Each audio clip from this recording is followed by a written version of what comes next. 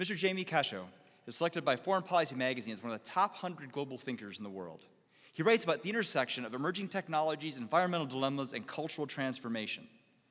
And as the founder of Open the Future, he is an ongoing speaker and advocate for systemic thinking as a path for human transformation. And I find that fascinating because when you read the news, any form of news, when people talk about the future, I've often been a bit dismayed because they usually talk about the future as being worse than the past. And it's like this funny thing where they say, well, yes, there's problems, but boy, this is the line in the sand where it all falls apart. But yet, if you look at the history of humanity, that's not the case. Humans figure it out. And in my point of view, I think humans figure it out more often than not through the use of good thinking and technology and relationships. Most of what we talk about with you as a student and what we're talking about today. And this is what I love about Jamais, is that when he writes, he takes talks in these topics very, very seriously. But he also approaches these serious, hard topics with great optimism. His endpoints always have humanity coming through the other side better. And you can see it in the titles of his works. You know, if you list his speaking and his writing, you find titles like Bots, Bacteria, and Carbon, Hacking the Earth Without Voiding the Warranty, Visions of a Sustainable Future, The Optimist Guide to the Next 10 Years. If I can't dance, I don't want to be a part of the singularity. Life, Love, and the Uncanny Valley, Open Source Scenario Planning, and Cheeseburger Carbon Footprint. You know, these are all whimsical, but they're all true and accurate. If you get a chance, after the ceremony is over, go listen to his TED Talks. You're going to see a description of a future where people use technology and thinking to make things better.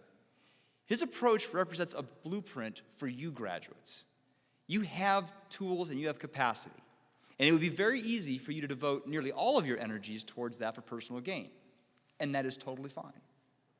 But what I would suggest is somewhere in the back, you're going to find moments where you can create technology that isn't just a neat gadget, but you're going to find a technology that's going to leave things better. And if you really hit that golden kernel, you're going to find the one that actually people say, oh, wow, that actually fixed things that we've never figured out before. His passion for this has carried him through the decades and has no signs of stopping. We appreciate his point of view, and for all these reasons, it is why UAT is very proud to award an Honorary Doctorate of Science and Technology to Mr. Jamais Cascio. Jamie?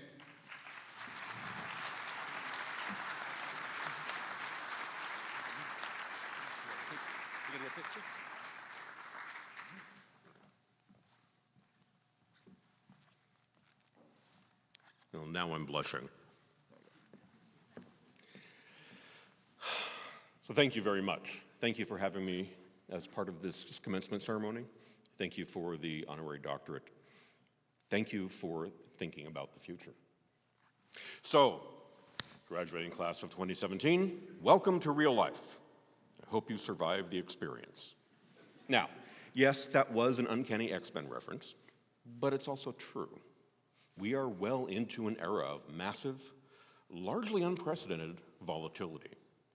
We're talking about climate disruption, political chaos, pandemic disease, population overpopulation, and other things that don't start with P. The generations prior to yours are pretty much responsible here, and both for making all this happen and really not doing enough to fix it. So, our bad, sorry. But much of this volatility has admittedly been driven by scientific and technological developments. And this is likely a familiar story to all of you, so I'm not going to dwell on it. But what I'm going to emphasize is that the solutions to these problems, the responses to the dilemmas that we face now and we will face over the years to come, will also be driven by our embrace of science and technology. We can and will build a better world. But don't forget that all of you are only part of the process, not the entirety.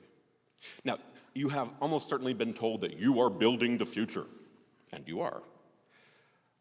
But what you're building will in many ways be an empty shell, waiting to be inhabited. And that's not a bad thing. It's a good thing. It's critical and necessary. But how people use the things that you create, the things that you make, and why they use it is at least as important as how you go about the process.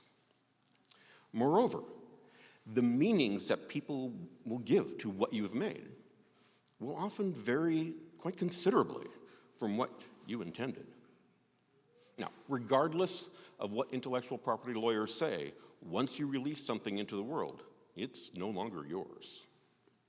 Whether you're creating games or inventing new communication tools, unleashing virtual worlds, or giving birth to machine minds, people will try to use what you've created to commit crimes, to mislead others, to make money, to get laid, to fall in love. And they will use all of the affordances you supply, intentionally or otherwise. Because what we make, they're not just artifacts of our minds, they're also artifacts of our cultures, of our values, our beliefs in what matters, what can be ignored, what's right and proper and true. These all become embedded in our technologies as we design and redesign and refine them. What we make embodies not just a design, but a story. And that's good. Because what we make shouldn't be sterile objects of pure reason. You need to be aware of the story that you're telling. Now, this is not simply a plea to please be responsible. That's probably been driven in your head from day one, and that's good. I'm actually asking you all to be clever. You can do that, right? Interrogate yourselves about the unexpected ways what you're making might be used. Are these acts and ideas that you might want to actually encourage? Think about how what you're designing will fit into a world that's largely not controlled by you and your colleagues, but by your competitors, by the clumsy, by the callous, and most importantly, by people with different beliefs and values than yours. What story are you telling them? And remember that the future looks exciting from the present day. But when the future finally becomes its own present, we'll already be kind of bored with it.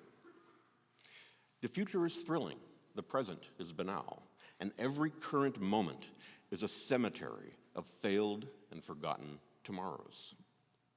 And that, too, is a good thing. Not every story can be told or should be told. And even the best stories can fail to engage us if they're not crafted in ways that feel meaningful for their intended audiences. Ultimately, what I'm saying is this. The future that you will all face will be difficult, uncertain, and turbulent. And whether your ideas and creations are intended to delight or to empower, they need to help people tell their own stories of resilience and happiness. You can do this. I trust you. Thank you.